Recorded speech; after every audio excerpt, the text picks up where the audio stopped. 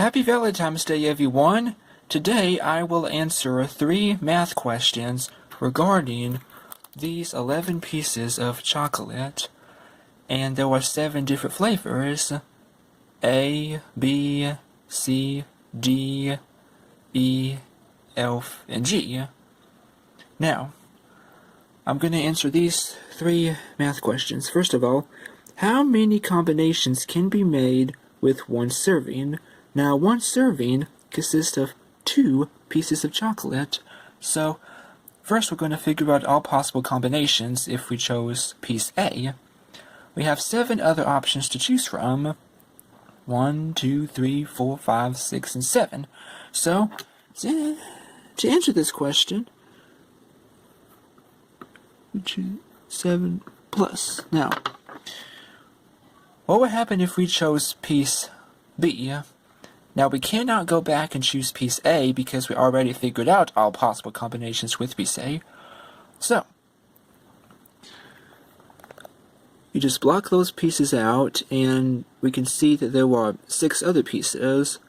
1, 2, 3, 4, 5, and 6. So, I'm going to plus 6. If we chose piece C as the first piece, then we have 5 other options. 1, 2, 3, 4, and 5. If we chose piece D as the first piece, then we get 4 other options. 1, 2, 3, and 4.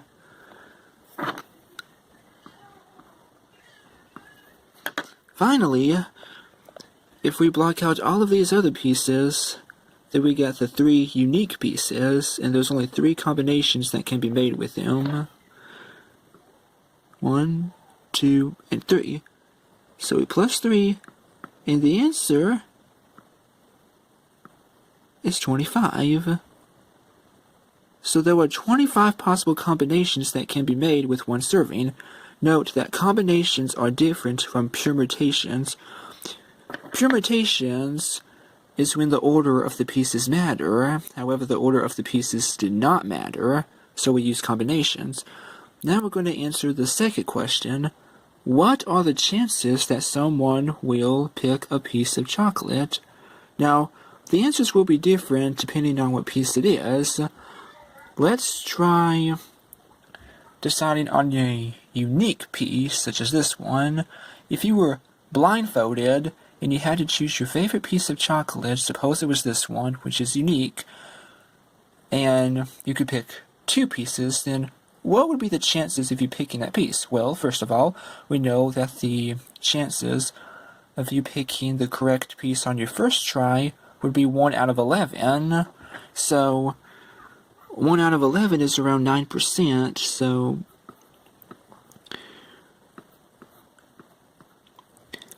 that means that the chances of you not picking the piece so far would be 10 out of 11. And we have to know this because you're going to use a second attempt. On your second attempt, you will have 10 pieces left, and 1 of them is the correct one, so that's 1 out of 10. So, 1 out of 10 of this fraction would be 1 out of 11 again. So, we get 2 out of 11.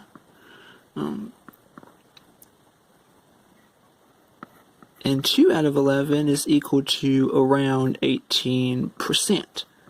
So there's an 18% chance that you will pick the correct piece of chocolate if it is unique. Now, what would happen if the correct piece was not unique? For example, this one, because there's another piece. Well, to solve the second question, we first have to know what are the chances of you picking the correct piece on your first attempt. And the answer is 2 out of 11. So we will write 2 out of 11. This means that there is a 9 out of 11 chance that you would not pick the correct piece. Now, on your second attempt, since you took out one of the pieces, there were 10 pieces left, and there are 2 correct pieces, so that's 1 out of 5. However, the chances of you not picking the correct piece on your second try is 4 out of 5. So we will multiply 9 out of 11 with 4 out of 5, and we get 36 out of 55.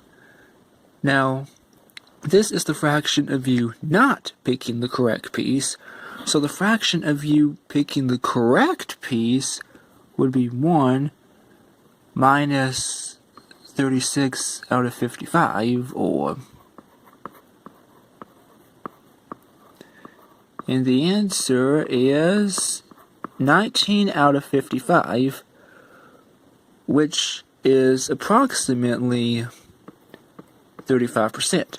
So there is a 35% chance that you will pick the correct piece from a matching pair. Now, we can move on to the third question. How many different ways can the pieces of chocolate be arranged in the heart? There are 4 pairs of chocolate that are the same. Same. So we have to do something about this. Now, if all of the pieces were different, then this would be easy to calculate because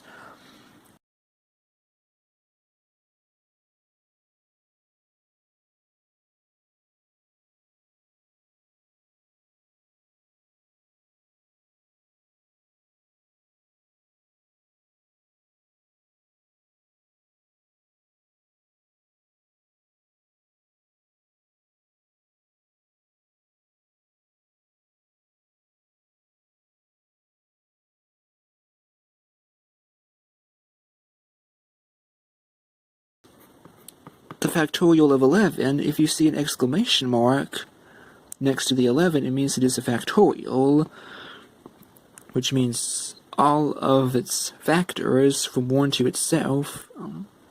So we see that for the first piece there were 11 choices, and then for the second piece there were 10 choices because we just took out one of them. For the third piece there were 9 choices. For the fourth piece there were 8 choices. For the fifth piece there were 7 choices. For the sixth piece there were 6 choices. For the seventh piece there were 5 choices. For the eighth piece there were 4 choices. For the ninth piece there were 3 choices. For the 10th piece there was only 2 choices, and for the last piece there's only 1 choice. Now, what does the factorial of 11 equal? Well, if we use a scientific calculator, we can figure this out. 11, exclamation mark, and the answer, well, this is not the answer. I'm going to show you something. If there are 2 pieces that are the same, it greatly reduces the result because each time we figured out a permutation, we treated both pieces as different, so we always end up with switch. However, if they are the same, then the switches do not matter, and so we just halve the whole result. So we're supposed to divide this number by 2, and we're supposed to divide this number by 2 again, because there were actually 4 pairs that are the same, so we have to divide this number by 2 4 times. Or you could just divide it by 16, because 2 with the power of 4 equals 16. Let me show you. We just come up with the factorial of 11, and then we have to divide this by the factorial of 2, times the factorial of 2, times the factorial of 2, times the factorial of 2, or you could just divide the factorial of 11 by 16. So, the answer to our third question is 2,494,800. Wow.